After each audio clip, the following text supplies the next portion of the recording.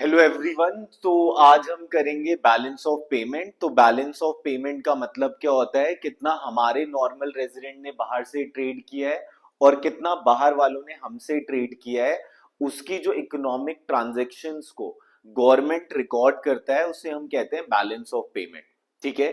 तो balance of payment का मतलब क्या है, कितना हमारे नॉर्मल रेजिडेंट ने बाहर से ट्रेड किया है और कितना बाहर वालों ने हमसे ट्रेड किया है।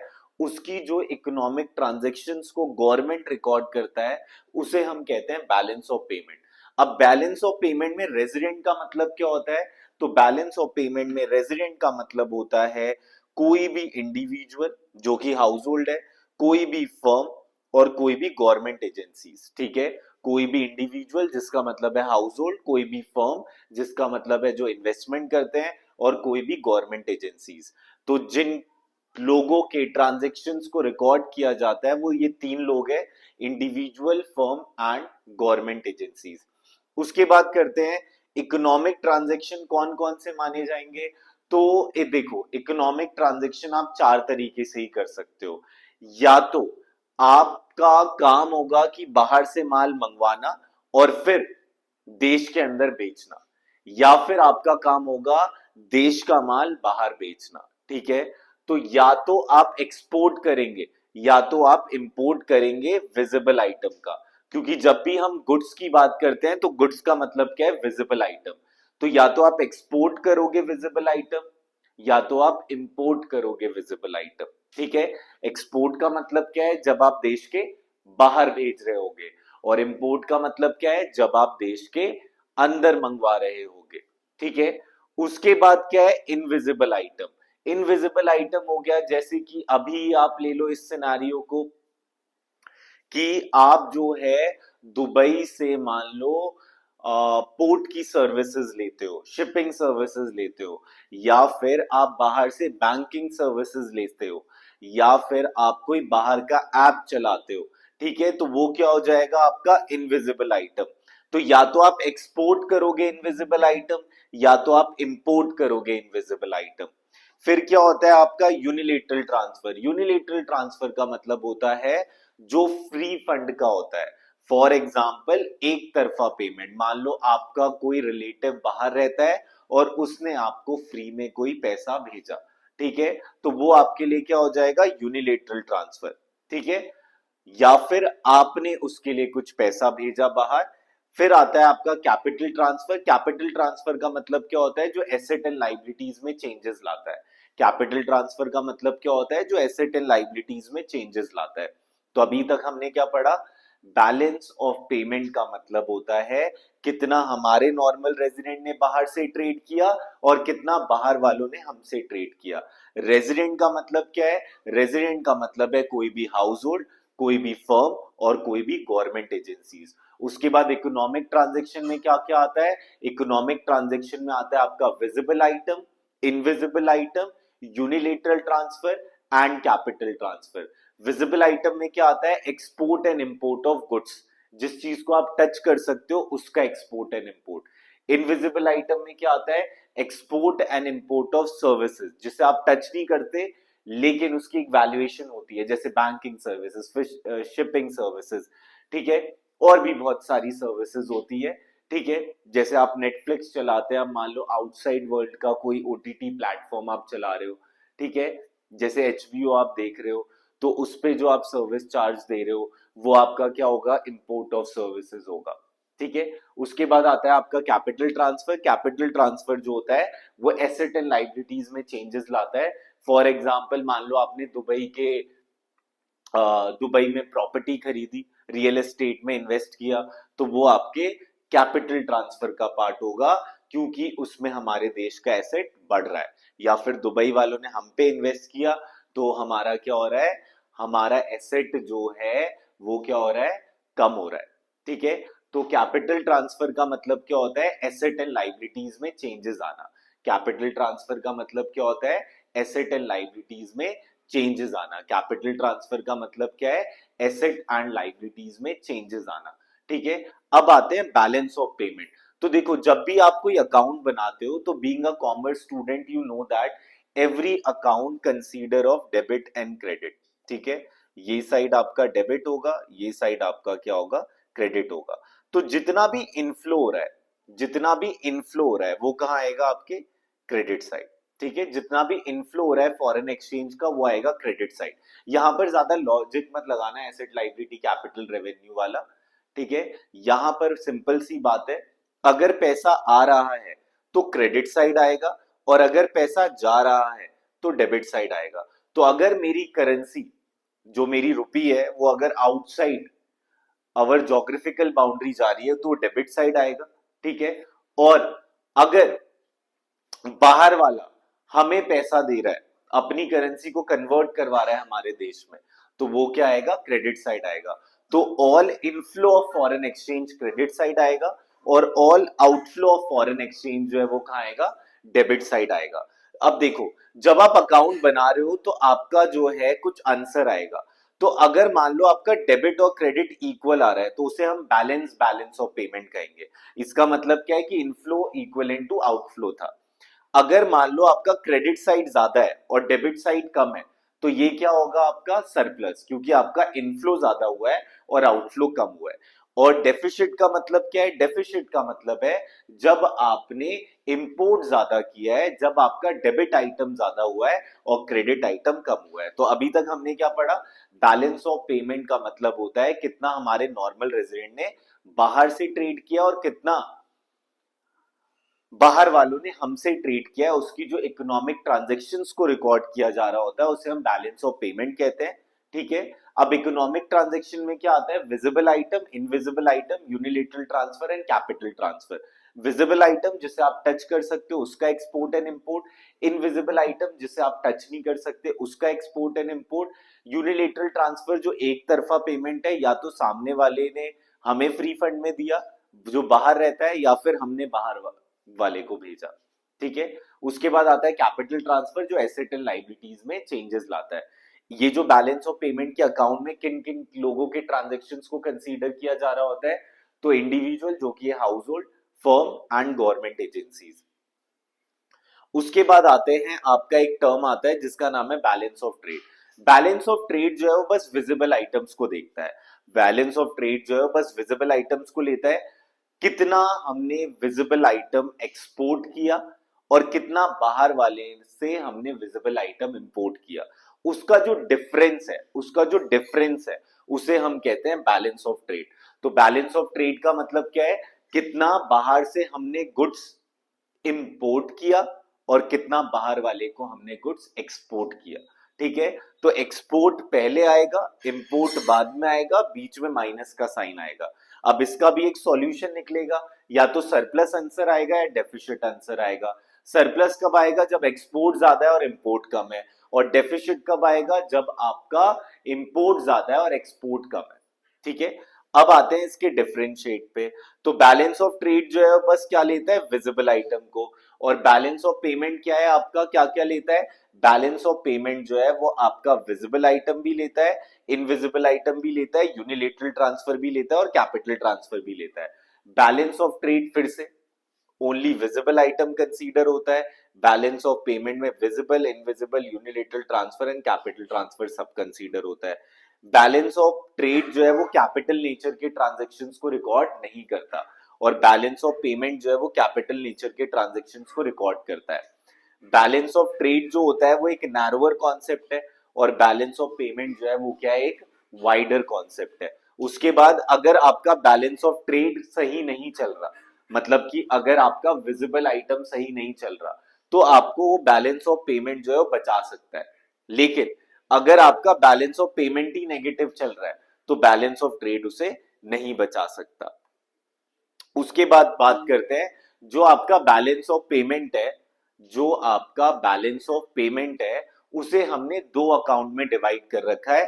एक होता है आपका करंट अकाउंट और एक होता है आपका कैपिटल अकाउंट। तो अगर आपने पार्टनरशिप पढ़ा था तो पार्टनरशिप में आपने पढ़ा था एक फिक्स कैपिटल अकाउंट होता है, एक फ्लक्चुएटिंग होता है। फिक्स कैपिटल अकाउंट में दो अकाउंट बनते हैं। ठीक है, कुछ इस तरीके का आप कंसिडरेशन रख सकते हैं। ठीक है, कि जो आपका करंट अकाउंट होता है उसके अंदर बस साल भर से रिलेटेड ट्रांजैक्शंस आते हैं, और जब भी एसेट एंड लाइबिलिटीज में कोई चेंजेस आता है तो कैपिटल अकाउंट का पार्ट बनता है। मतलब विद इन अ ईयर अगर कोई भी ट्रांजेक्शन हुआ है तो किसका पार्ट बनेगा, आपके करेंट अकाउंट का। और अगर एक साल से ज्यादा अगर उसका इंपैक्ट हो रहा है तो वो किसका पार्ट बनेगा, कैपिटल अकाउंट का पार्ट बनेगा। ठीक है, तो करंट अकाउंट जो ट्रांजेक्शन्स को इंक्लूड करता है वो उसी साल से रिलेटेड वाले ट्रांजेक्शन्स होते हैं। तो सबसे पहला क्या है, export and import of goods. या तो आप एक्सपोर्ट करोगे विजिबल आइटम को, या तो आप इंपोर्ट करोगे विजिबल आइटम को। ठीक है, अब देखो सिंपल सी बात है, इसमें आप लिखोगे कैसे।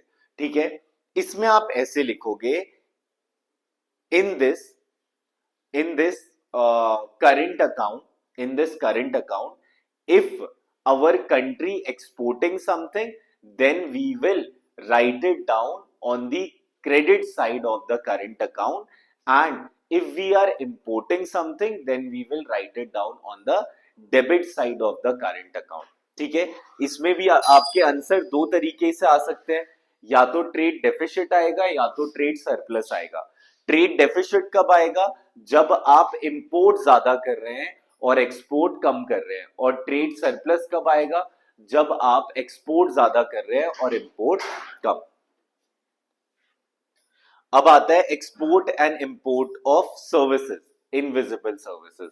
सिंपल सी बात है, इसमें भी आप ये लिखोगे, if we are exporting services then we will write it down on the credit side of the current account, and if we are importing something then we will write it down on the debit side of the current account। उसके बाद आता है unilateral transfer और unrequited transfer to and from abroad.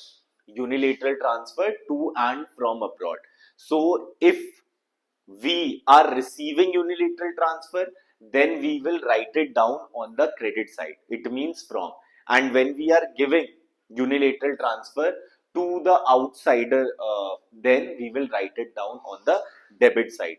income receipt and payment to and from abroad, if we are receiving income from abroad, then it will be considered on the credit side of the current account, and if we are importing, then we will write it down on the debit side। importing as in ki if we are generating income for the outsider।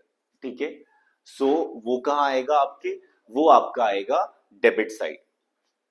इसमें भी आपका answer या तो surplus आएगा या फिर deficit आएगा।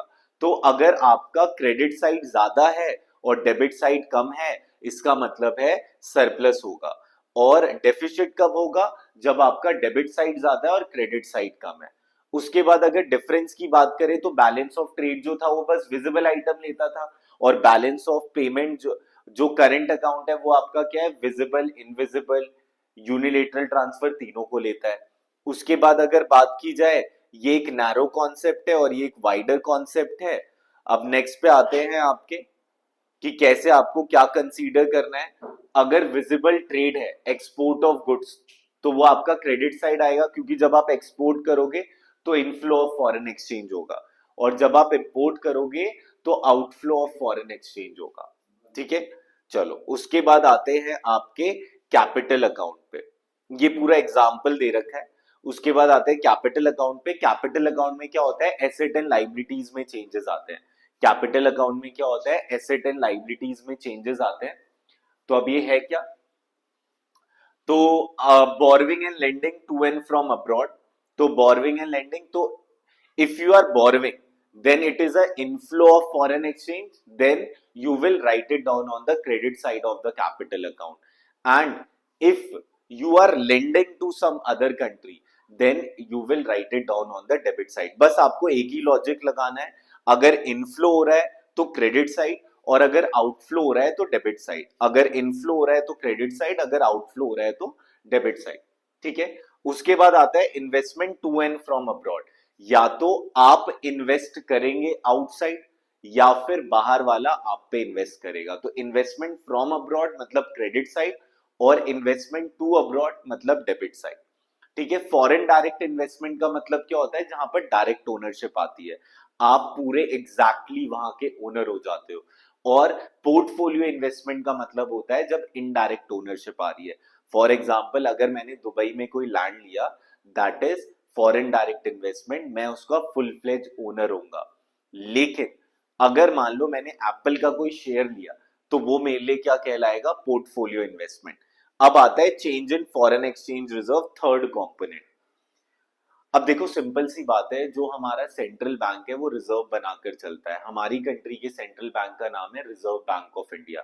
अगर हमारा reserve bank of India reserve बना रहा है, मतलब फॉरेन करेंसी को सेव कर रहा है, इसका मतलब है कि फॉरेन करेंसी जो है वो आउटफ्लो नहीं है, मतलब कि आउटफ्लो नहीं हो रहा है, मतलब कि हमारे पास ही वो रखा हुआ है। तो अगर रिजर्व बनाया जा रहा है तो वो आपका आएगा डेबिट साइड, ठीक है। लेकिन अगर आप रिजर्व से विड्रॉ कर रहे हो तो वो कहाँ आएगा आपका, अगर आप रिजर्व से विड्रॉ कर रहे हो तो वो आपका आएगा क्रेडिट साइड, ठीक है। तो अब आप देख सकते हो, ठीक है। तो so any withdrawal from the reserve is recorded on the credit side, and any addition to the reserve is recorded on the debit side. तो अगर रिजर्व बन रहा है, सिंपल सी बात है, अगर आप एटीएम से पैसा विड्रॉ करोगे तो इनफ्लो होगा ना आपके पास, ठीक है, तो वो क्रेडिट साइड आ जाएगा। और अगर आप पैसा डालोगे तो वो कहाँ आ जाएगा, डेबिट साइड आ जाएगा, ठीक है। उसके बाद नेक्स्ट पे आते हैं, एक सरप्लस होता है और एक डेफिसिट होता है। सरप्लस का मतलब क्या है, क्रेडिट साइड ज्यादा है और डेबिट साइड कम है। और डेफिसिट का मतलब क्या है, जब डेबिट साइड ज्यादा है और क्रेडिट साइड कम है, ठीक है। तो करंट अकाउंट क्या है, करंट अकाउंट आपका करंट ईयर की इनकम को कंसीडर करता है। और कैपिटल अकाउंट जो होता है वो ओवरऑल जो अगले साल भी उस चीज को लेकर जाएगा, इम्पैक्ट डालेगा, उसको कंसीडर करता है, ठीक है। फिर कॉन्सेप्ट की बात करें तो करंट अकाउंट एक फ्लो कॉन्सेप्ट है और कैपिटल अकाउंट जो है वो क्या है, एक स्टॉक कॉन्सेप्ट है, ठीक है। फिर उसी को बस वो कर कर दिखा दिया है, फॉर्मूला बनाकर दिखा दिया है। अब देखो, एक ऑटोनॉमस आइटम होता है और एक एकोमोडेटिंग आइटम होता है। ऑटोनॉमस आइटम जो होता है वो प्रॉफिट मेकिंग के लिए होता है। फॉर एग्जांपल गूगल जो है अपना ऑफिस जो है वो हैदराबाद में खोल रहा है, तो उसके उसके पास दो ऑब्जेक्टिव है, ठीक है। एक तो कैपिटल पे तो वो इम्पैक्ट डाल ही रहा है क्योंकि वो एसेट बिल्डअप कर रहा है, ठीक है। और इंडिया का एसेट जो है वो क्या हो रहा है, कम हो रहा है। कम कैसे हो रहा है, क्योंकि ओनरशिप किस पे जा रही है, ओनरशिप जो है वो गूगल पे जा रही है, ठीक है। तो ये कैपिटल अकाउंट पे भी इम्पैक्ट डाल रहा है और करंट अकाउंट पे भी इम्पैक्ट डाल रहा है। करंट अकाउंट पे कैसे डालेगा, क्योंकि वो लोगों को एम्प्लॉय भी करेगा, ठीक है, एम्प्लॉयमेंट भी जनरेट होगी हैदराबाद के लोगों को और ऑल ओवर इंडिया के लोगों को, ठीक है। तो autonomous item refers to those international economic transaction which take place due to some profit motive. और ये करंट अकाउंट पे भी इम्पैक्ट डालते हैं और कैपिटल अकाउंट पे भी इम्पैक्ट डालते हैं। और एकोमोडेटिंग जो होता है वो इक्विलिब्रियम पे लाने का काम करता है। अगर सरप्लस होता है, इसका मतलब है कि वो अबव इक्विलिब्रियम है तो उसे इक्विलिब्रियम पे लाना पड़ेगा। और अगर डेफिसिट होता है तो बिलो इक्विलिब्रियम है तो उसे इक्विलिब्रियम पे लाने पड़ेंगे, ठीक है। तो एकोमोडेटिंग आइटम जो होता है वो उसे इक्विलिब्रियम पे लाने का काम करता है। तो autonomous item refers to those international economic transaction which take place due to some profit motive. And accommodating क्या होता है, undertaken to cover the deficit or surplus of autonomous transaction. Affect की बात करें तो ये इंडिपेंडेंट होता है, ये किसी पे भी इम्पैक्ट डाल सकता है। और एकोमोडेटिंग जो होता है वो बस आपका कैपिटल अकाउंट पे ही इम्पैक्ट डालता है, ठीक है। इसे जो है हम ये करंट और कैपिटल दोनों पे इम्पैक्ट डालता है, ये बस कैपिटल पे डालता है। इसे हम अबव द लाइन आइटम कहते हैं और इसे हम बिलो द लाइन आइटम कहते हैं, ठीक है। तो अब अगर हम रिकैप करें तो जल्दी जल्दी करते हैं, ठीक है। तो ध्यान से सुनना। तो देखो, बैलेंस ऑफ पेमेंट का मतलब होता है कितना हमारे नॉर्मल रेजिडेंट ने बाहर वाले से ट्रेड किया और कितना बाहर वालों ने हमसे ट्रेड किया, उसे हम कहते हैं बैलेंस ऑफ पेमेंट, ठीक है।